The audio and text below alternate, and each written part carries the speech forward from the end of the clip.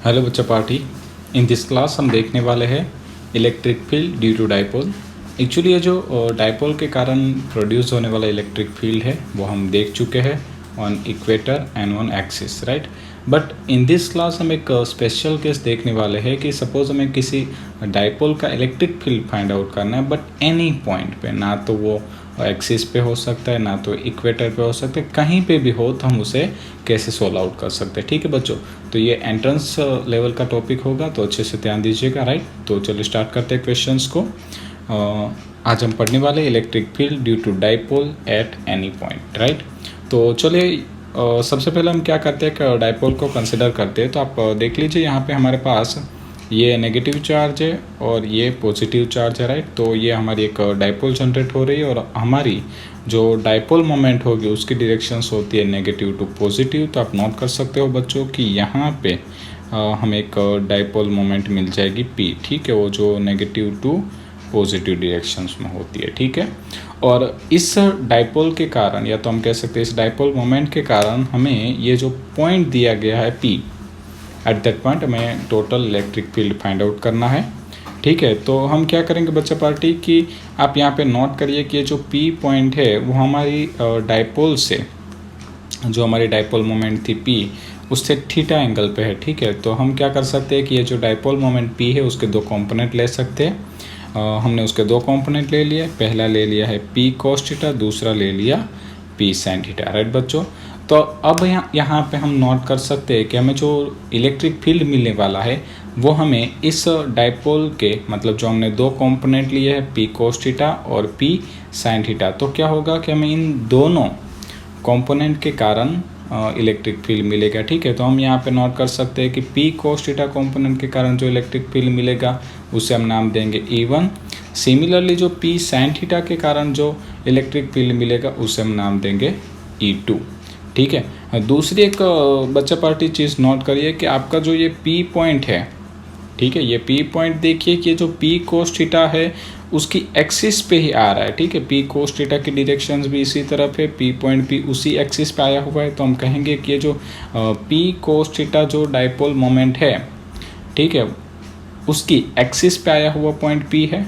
और जबकि हम अगर P sin थीटा को ध्यान में ले तो ये P sin थीटा जो है वो देखिए वो इससे परपेंडिकुलर है, ठीक है। और परपेंडिकुलर होगा तो डेफिनेटली बच्चा पार्टी हम यहाँ पे इक्वेटर वाला फॉर्मूला भी लगा सकते हैं। और एज पर योर नॉलेज आपको बता दूँ कि हमने देखा था जब हमने एक्सिस की बात की थी तो एक्सिस पे इलेक्ट्रिक फील्ड हुआ करता था 2kp/r³, राइट बच्चों।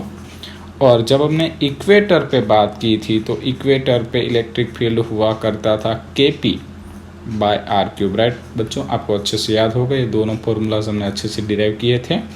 चलिए तो अब हम स्टार्ट करते हैं। सबसे पहले हमने जो डिस्कशंस की है उसके हम नोट कर लेते हैं, ठीक है। तो हमारी डिस्कशंस क्या थी कि यहाँ पे जो हमारी डाइपोल मोमेंट थी वो नेगेटिव टू पॉजिटिव चार्ज पे थी। हमें इलेक्ट्रिक फील्ड फाइंड आउट करना था P पॉइंट पे। तो हमने क्या किया, डाइपोल मोमेंट P के दो कंपोनेंट ले लिए, पहला ले लिया P cos थीटा, दूसरा ले लिया P sin थीटा। अब ये P cos थीटा कंपोनेंट के कारण जो इलेक्ट्रिक फील्ड प्रोड्यूस होगा उसे हम नाम देंगे E1, जो हमने यहाँ पे डिनोट भी करके रखा है। P sin थीटा कंपोनेंट के कारण जो इलेक्ट्रिक फील्ड प्रोड्यूस होगा उसे हम नाम देंगे E2, ठीक है। और लास्ट में हम क्या करेंगे, E1 और E2 का रिजल्टेंट इलेक्ट्रिक फील्ड निकालेंगे तो हमें फाइनल इलेक्ट्रिक फील्ड का फॉर्मूला मिल जाएगा, राइट बच्चों। चलिए तो हम उसे नोट कर लेते हैं। पहले हम नोट करेंगे कि resolve the given dipole moment along OP and perpendicular to it, ठीक है। हमारी जो ये डाइपोल मोमेंट है वहाँ से हमें ये P पॉइंट पे यानी कि OP डायरेक्शंस में इलेक्ट्रिक फील्ड चाहिए था, राइट। चलिए those are P cos theta and P sin theta and if E1 and E2 are the respective electric field produced by them, ठीक है। मतलब कि ये जो E1 और E2 है वो P cos थीटा और P sin थीटा के कारण प्रोड्यूस होने वाले इलेक्ट्रिक फील्ड है, ठीक है। तो चले बच्चा पार्टी हम क्या करने वाले हैं, सबसे पहले हम E1 को फाइंड करने की ट्राई करेंगे। तो मैं यहाँ पे नोट कर दूंगा फॉर इलेक्ट्रिक फील्ड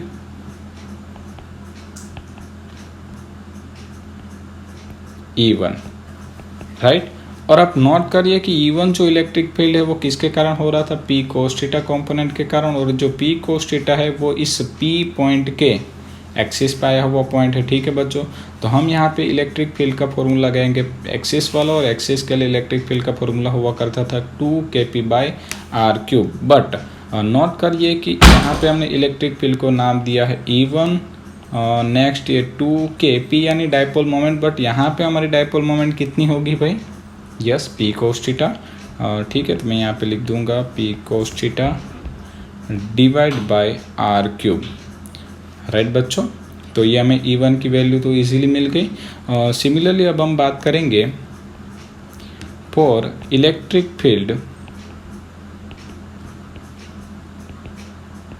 E2, ठीक है। अब हम बात करेंगे E2 के लिए। तो अब देखिए कि ये जो E2 है वो किसके कारण मिल रहा था, P sin थीटा के कारण, और P sin थीटा जो है वो इस OP एक्सिस के परपेंडिकुलर है, ठीक है ना। आप देख सकते हैं ये यहाँ पे 90 का एंगल बन रहा है, परपेंडिकुलर है, यानी कि वो इक्वेटर पे आया हुआ पॉइंट हम उसे बोल सकते हैं, ठीक है। तो उस पॉइंट पे अगर हमें इलेक्ट्रिक फील्ड फाइंड आउट करना है तो हम यूज़ करेंगे kp/r³ वाला, यानी कि ये वाला फॉर्मूला।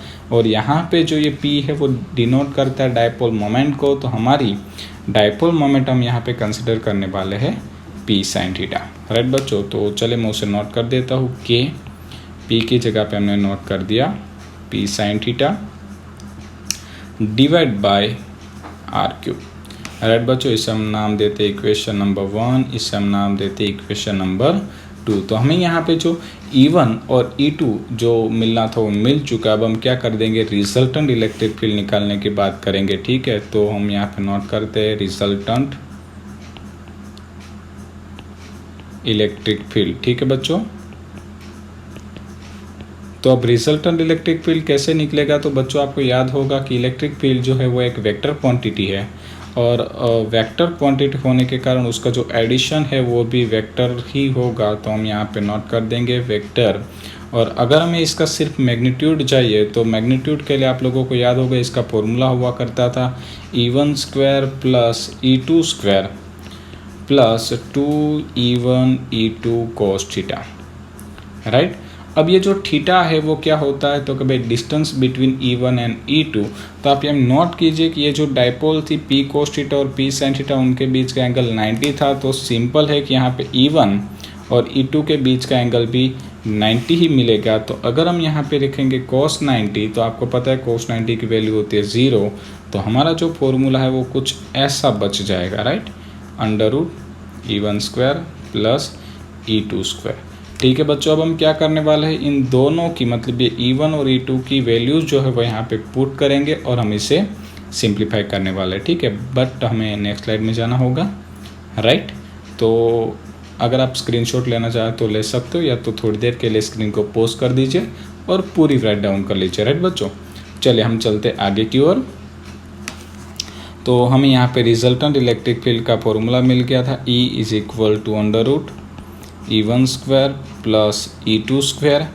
अब हम क्या करेंगे, दोनों की वैल्यूज़ पुट करना स्टार्ट करेंगे। E1 की वैल्यू थी 2kp cos theta upon r³, right. और साथ ही साथ नोट किया जाए बच्चों कि इसका होल स्क्वायर है। और अगर मैं E2 की वैल्यू रखूँगा तो E2 की वैल्यू थी kp sin theta upon r³, उसका होल स्क्वायर, राइट। काफ़ी सिंपल है। चलिए अब हम क्या करने वाले, इसमें से जो चीज़ें कॉमन है उसे निकाल लेते हैं। तो मैं यहाँ पे निकाल रहा हूँ। तो साथ में याद रखिए कि यहाँ पे होल स्क्वायर है, ठीक है, तो साथ में स्क्वायर भी निकलेगा। तो मैं यहाँ पे निकाल सकता हूँ kp/r³ का होल स्क्वायर। तो अंदर क्या बच जाएगा, 2, एक काम करते, p तो हमने निकाल ही लिया है, तो ये बच गया 2 cos theta whole square plus sin theta whole square, right बच्चों, ये बच चुका था। चलिए हम क्या करेंगे, अंडर रूट में से इसे निकाल देंगे तो स्क्वायर और अंडर रूट कैंसिल हो जाएगा। तो ये बच गया kp/r³ into under root 2 cos theta का होल स्क्वायर था। तो 2 cos थीटा का होल स्क्वायर होता है 4 into cos square theta plus यहाँ पे हो जाएगा sin स्क्वायर थीटा, राइट बच्चों। चलिए अब इसे थोड़ा सा और सिंप्लीफिकेशन की ओर ले जाते हैं। आप ध्यान रखिएगा मैं क्या कर रहा हूँ, ठीक है। मैं यहाँ पे कर रहा हूँ 3 cos square theta plus cos square theta, right. मतलब कि हमारे पास यहाँ पे आप देखिए 4 कोस स्क्वायर थीटा था, तो हमने क्या कर दिया, उसे थोड़ा सा लॉजिक लगाया कि 3 कोस square theta plus cos square theta, तो टोटल तो 4 कोस स्क्वायर थीटा ही हुआ, और प्लस साइन स्क्वायर थीटा तो हमारे पास था ही। ठीक है, चलिए तो अब आगे चलते हैं। तो आगे क्या होने वाला है, KP/r³, यहाँ पे बचेगा √3 कोस स्क्वायर थीटा प्लस, अब बच्चों आपको याद होगा sign square theta plus cos square theta का एक फॉर्मूला हुआ करता है जो तो 10th स्टैंडर्ड में आता था, राइट। तो cos square theta plus sine square theta is equal to होता है 1, तो हम यहाँ पे नोट कर देंगे 1। तो लीजिए ये मुझे मिल गया है resultant electric field at any point due to dipole, right बच्चों। अब देखिए आपको एक स्पेशल नोट्स बता देता हूँ कि अगर आपको ये फॉर्मूला अच्छे से याद है तो आप इसी एक फॉर्मूला की मदद से ऑन एक्सिस और ऑन इक्वेटर दोनों का फॉर्मूला डिराइव कर सकते हो। कैसे कर सकते हैं देखिए, मैं यहाँ पे नोट करता हूँ स्पेशल केस के लिए, ठीक है। स्पेशल केस, चलिए स्पेशल केस में हम पहला लेते हैं। सपोज हम बात करेंगे ऑन एक्सिस की, तो हमें पता है कि अगर कोई पॉइंट जो है वो डाइपोल की एक्सिस पे है, सपोज ये -q +q और ये जो कोई पॉइंट है P वो डाइपोल के एक्सिस पे है, तो आप नोट करिए कि यहाँ पे जो एंगल बन रहा है वो एंगल कितना होगा, θ = 0, राइट। अगर हम θ 0 रखेंगे तो देखिए आप यहाँ पे ये जो फॉर्मूला है वो कुछ ऐसा बन जाएगा, KP/r³ √3 cos 0 का होल स्क्वायर प्लस 1। अब बच्चों आपको याद है cos 0 की वैल्यू होती है 1, तो 1 का स्क्वायर 1 × 3 3 + 1 4, और अगर हमने 4 का रूट निकाला तो यहाँ पे आ जाएगा 2, यानी कि 2 KP/r³। तो देखा आपको ये एक्सिस का फॉर्मूला आ गया। अगर सपोज हम ट्राई करना चाहे इक्वेटर पे, ठीक है, तो ऑन इक्वेटर हम यहाँ पे नोट कर देंगे, और अगर इक्वेटर होगा तो हमें पता है कि यहाँ पे होगा θ = 90, राइट बच्चों। तो हम सेम फॉर्मूला रख देंगे, E = KP/r³ √3 cos 90 का होल स्क्वायर प्लस 1। अब बच्चों देखो आपको याद है cos 90 की वैल्यू होती है 0, तो ये 0 का स्क्वायर 0, 0 × 3 0, और 0 + 1 1, और 1 का रूट होता है 1, ठीक है। तो कुल मिला के यहाँ पे बच जाएगा 1, और यहाँ पे हमें फॉर्मूला मिल जाएगा E = KP/r³, राइट। तो देखिए कितना सिंपल था, ठीक है। अगर आपको ये एक मेथड अच्छे से आती है, ये फॉर्मूला भी अच्छे से आता है, ये किसी भी पॉइंट वाला, तो उसकी मदद से आप ऑन एक्सिस और ऑन इक्वेटर दोनों के दोनों फॉर्मूलाज डिराइव कर सकते हो, राइट बच्चा पार्टी। आई थिंक ये क्वेश्चन आपको अच्छे से समझ में आया होगा। इन नेक्स्ट क्लास हम देखने वाले एक और नया टॉपिक जो होगा दो डाइपोल के बीच लगने वाला force, right. Thank you so much.